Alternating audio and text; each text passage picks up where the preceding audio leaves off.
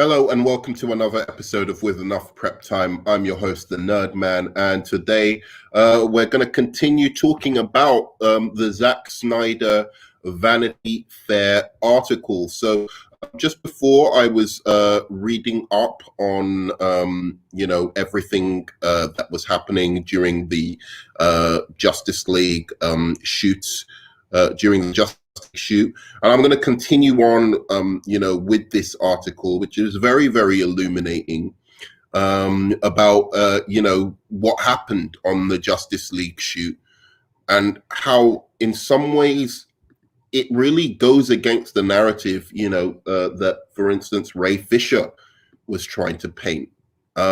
So I'm going to go in.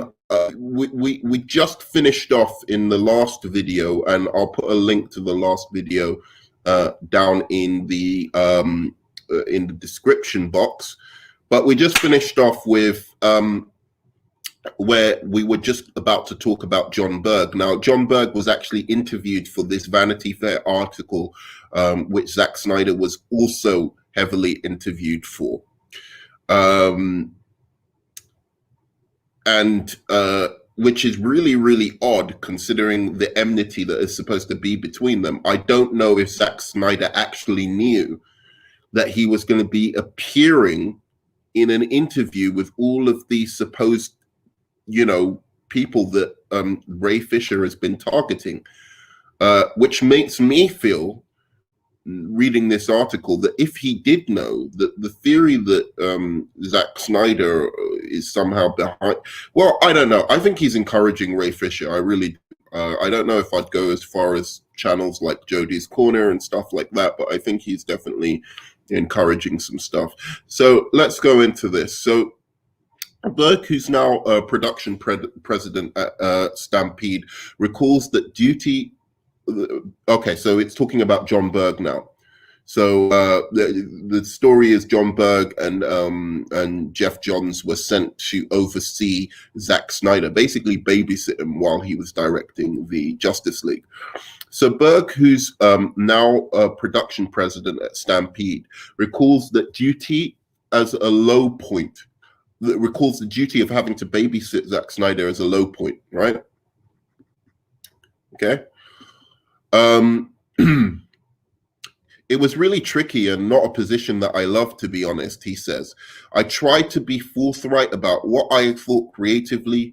My job was to try to mediate between a creator whose vision is instinctively dark, and a studio that perceived, rightly or wrong, that the fans wanted something lighter, which was an idiotic thing to think.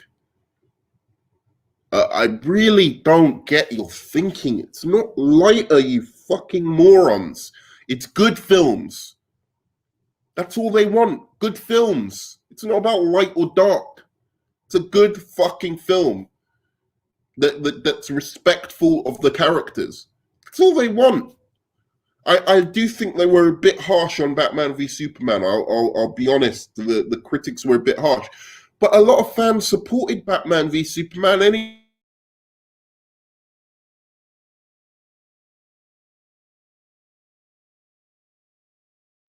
Somewhat decent. People supported Suicide Squad even a little bit because it was somewhat fun. It was just that so many people were turned off at the same time by the complete disrespect of certain characters. So going some light Marvel baby 1980 Wonder Woman 1984 cartoony Birds of Prey bullshit way, it's not going to save the DC universe. And if that's what Walter Hamada thinks, he's a fucking idiot as well. You need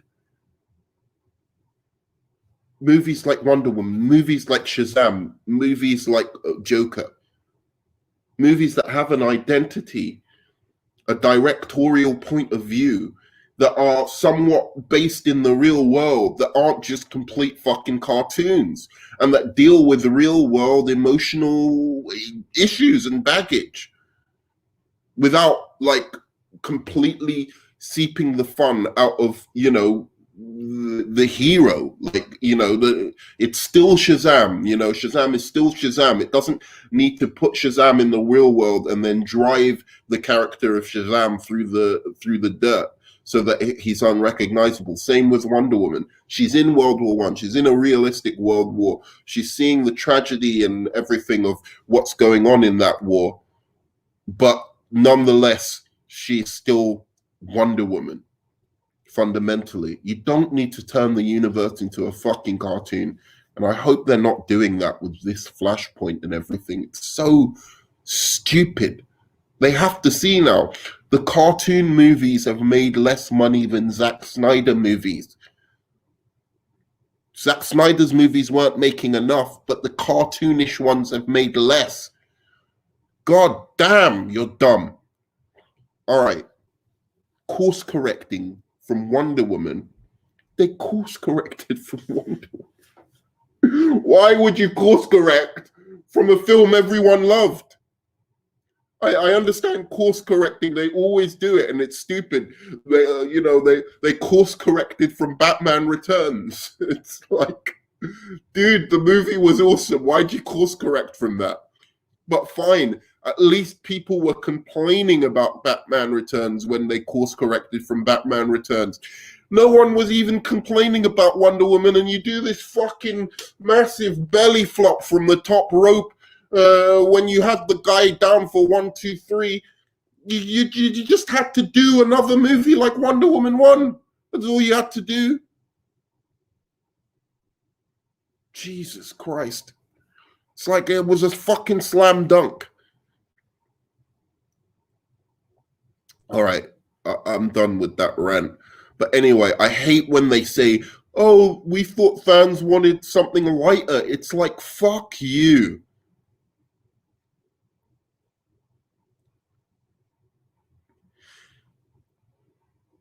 Jesus, look. Okay. I'll give you an example, and this is the last example I'm going to give, because Batman Begins is a great example. But then people are like, oh, it's just because it's Batman and it's dark, There are other ones that with lighter heroes that take the shit seriously, like Kick-Ass or Dredd. Those are the kind of movies DC should be making if they want to compete with Marvel. Movies like Kick-Ass and Dredd. And they were doing that with Shazam and Wonder Woman. Movies with a little bit of quirkiness to them that have their own original thing but are still grounded. Fuck. All right, done. I'm done.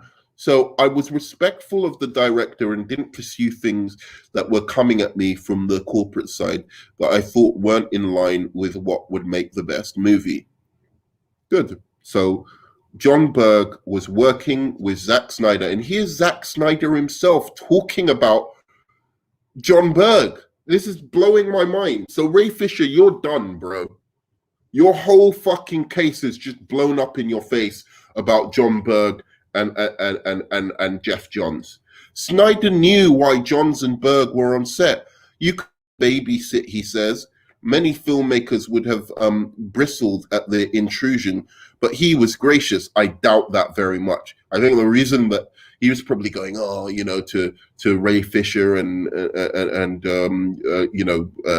what's it called, Jason Momoa. He's probably going to them, oh man, look at John Berg and Geoff Johns ruining my fucking vision. I wanted to make Lois Lane bad. And make it like some kiddie Marvel shit. Dude, all right. I know he was like that. I know he was, and that's why Ray Fisher got into the view like, oh, I'm down with it. Yeah, because Zack Snyder's real, man, and he really, these suits. Geoff Johns ain't no fucking suit. He's a fucking comic book writer. He's a guy who's fucking a nerdy comic book writer. He ain't no fucking suit. He was there to tell you, look, dude, make your Superman fucking happier. Stop being an idiot. So anyway, and he told him, Geoff Johns, I know Geoff Johns was the one who told him, you want Batman to bang who? Fuck you, Batman isn't banging Lois Lane. It's out of the movie. I know that was Geoff Johns.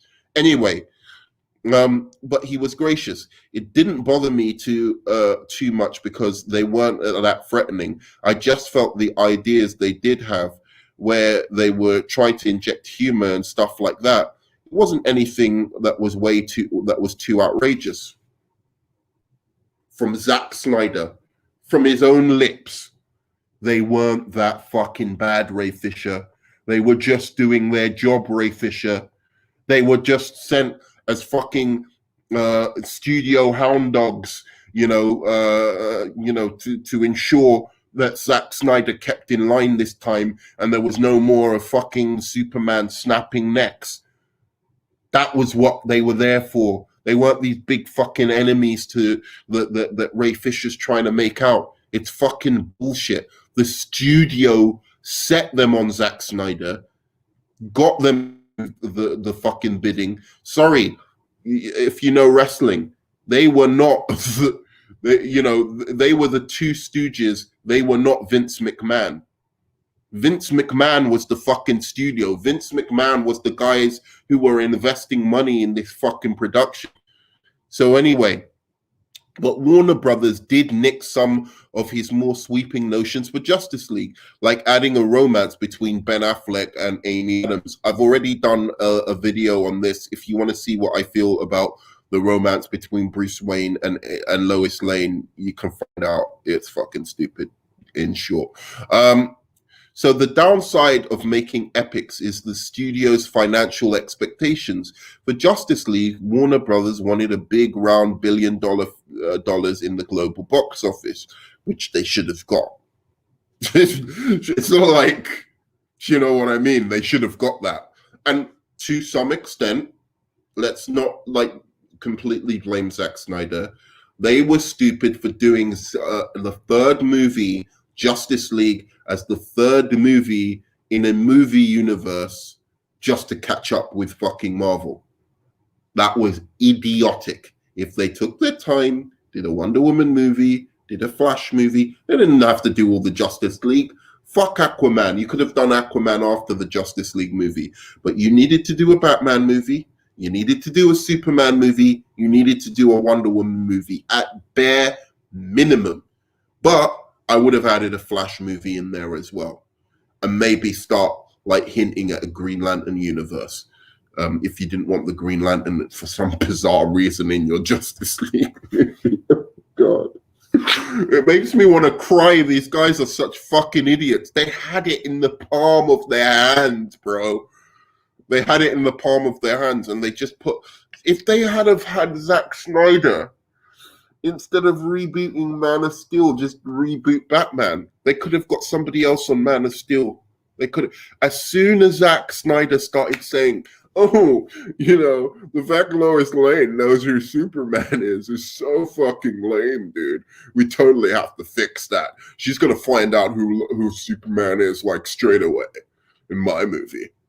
As soon as he started talking like that, fuck off, bro. Sorry, go away. Go away. It's a comic book. It's a fucking comic book. They put the glasses on. It's goofy, whatever, Clark Kent. It's Superman. It's fucking comic book. That's why we love it, because it's dumb. It's not supposed to be in the real world, somebody wouldn't see that. In the real world, everyone would know who fucking Bruce Wayne Batman was. Let's face it. What's his name? Chris Nolan was smart enough to know, dude, yeah, it's a realistic world, but there's got to be some suspension of disbelief. Everyone in the fucking world would know.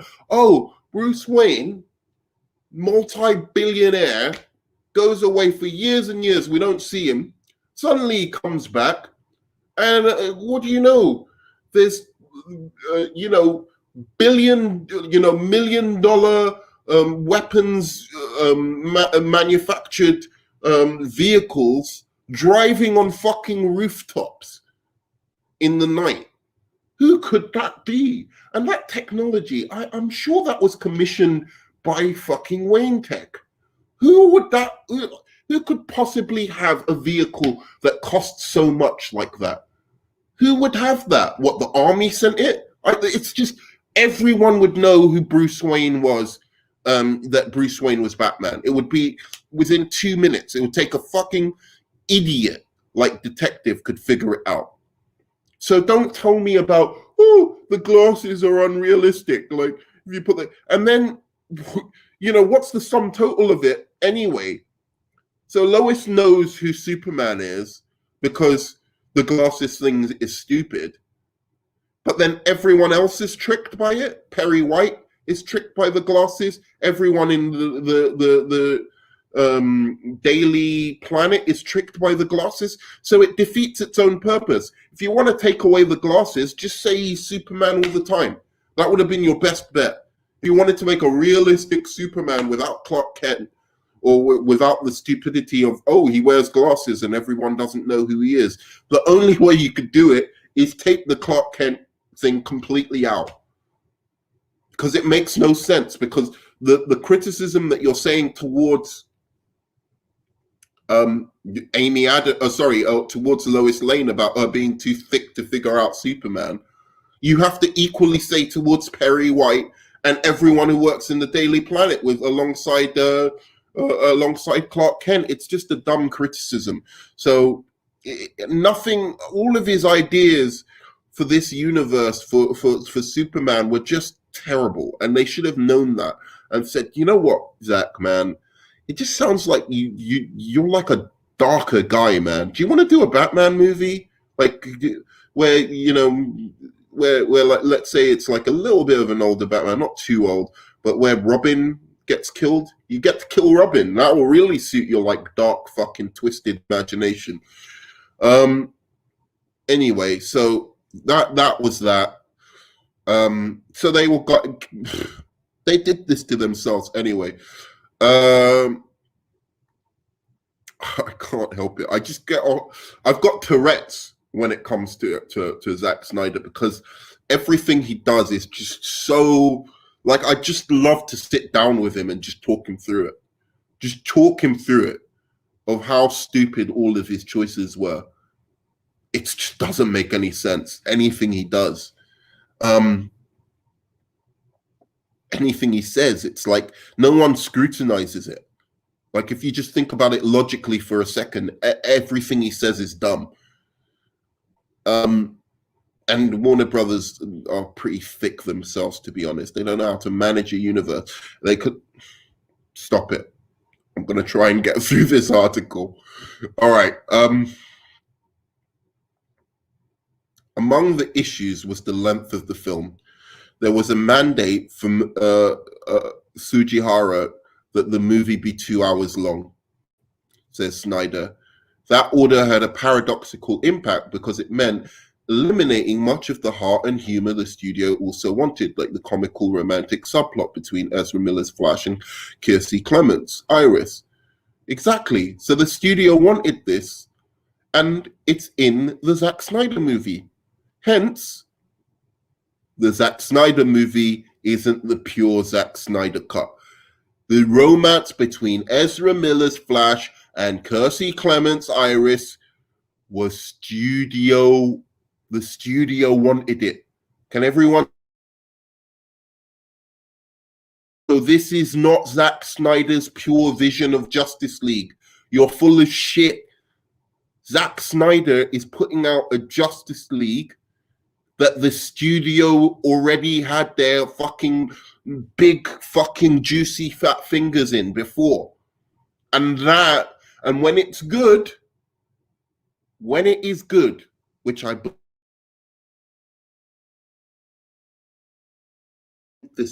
it was cooler heads coming in and saying, Zack Snyder, fuck you and your dark little twisted imagination. You ain't doing that. No. I bet you any fucking money that's the case. And Zack Snyder's gonna get full credit, just like Patty Jenkins running around. Oh, Wonder Woman 1. I take full credit. Forgets the screenwriter who wrote the story, who was a Wonder Woman fucking writer, who based it on, you know, great source material. Forgot about that, started getting a god complex. Oh, I know this character so well because I directed a good movie. Forgot everyone else involved, the stunt people, the writers, the, you know, that made the movie cool as well. I'm Patty Jenkins. And I don't want that to happen. Zack Snyder needs to be put on a leash, and so does fucking Patty Jenkins. They all do. All of those directors in this universe need to be put on a leash. They need to know their fucking role. You tell them, dude, if you can't fucking make a movie where Superman don't kill, fuck you. You ain't making the Superman movie. Hey, Patty Jenkins, if you can't make a movie where you know, the robbers, you know, they rob a fucking mall and it looks cheesy as shit and it's like a big fucking cartoon joke, fuck you, you're off the movie. That's what Warner Brothers needs to start doing. We take this shit seriously, bruh. This is money that you've wasted. A lot of Wonder Woman people would have supported that Wonder Woman 1984 when it came on VOD. Fucking morons, man. Wonder Woman was a slam dunk as well. But the point I'm making here is Justice League was tempered. Just like Wonder Woman, where the studio said, put the fucking Ares fight at the end of the movie. We want an Ares fight at the end of the fucking movie.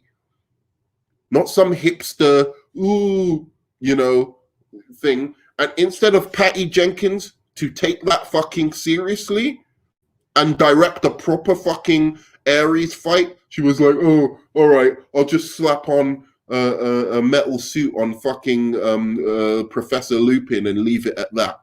That was her fault. She could have made Ares a better character in the movie, threaded him through, made his reveal make sense, cast a better fucking guy as Ares. That was her fucking fault. The studio had it right.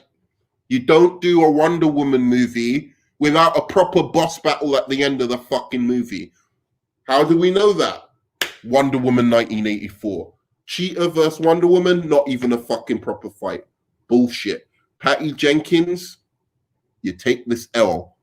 Zack Snyder is now being told, like a little boy, like the little boy that he is, here, little boy, here, little Zacky, make sure, yeah, if you're a good boy, you can play with your Justice League toys, but if you want to fucking go bang, bang and break them, fuck you, I'm going to take them away for the night. And that's what they did on this Justice League movie, and that's probably why this movie is going to be good.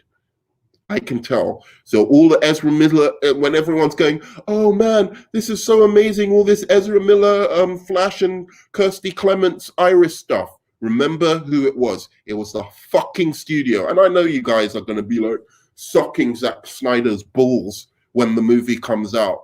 But all of that stuff was studio mandated. So fuck you. They should have put this out in the first place, but it was studio interference that is going to make this film good. The latter of whom was absent entirely from the Whedon film. On the day Vanity Fair visited his office, Snyder was working on finalizing the musical score scene in which Flash rescues her from the car. Snyder also saw a bigger structural problem with the make it shorter order. How am I supposed to introduce 6 characters and an alien with the potential for world domination in 2 hours? I mean, I hope when he says with an alien with the potential for world domination, he means fucking Steppenwolf and not Superman.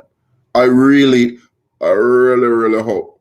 I really hope he means fucking Steppenwolf and not Superman. Anyway, I mean, I can do it. It can be done. Clearly, it was done, he says, referring to Whedon's vision, but I didn't see it. So, yeah, essentially, that was the dumbest fucking thing Kevin Tsujihara and the studio did. Why they thought 2 hours would make the movie better, I don't know. It's a Justice League movie. For fuck's sake, why make it 2 hours? You shot yourself in the, not even in the foot, you shot yourself bang in the balls, and then blew out your fucking brains. It's so dumb. Everybody involved in this is so thick, it's beyond me.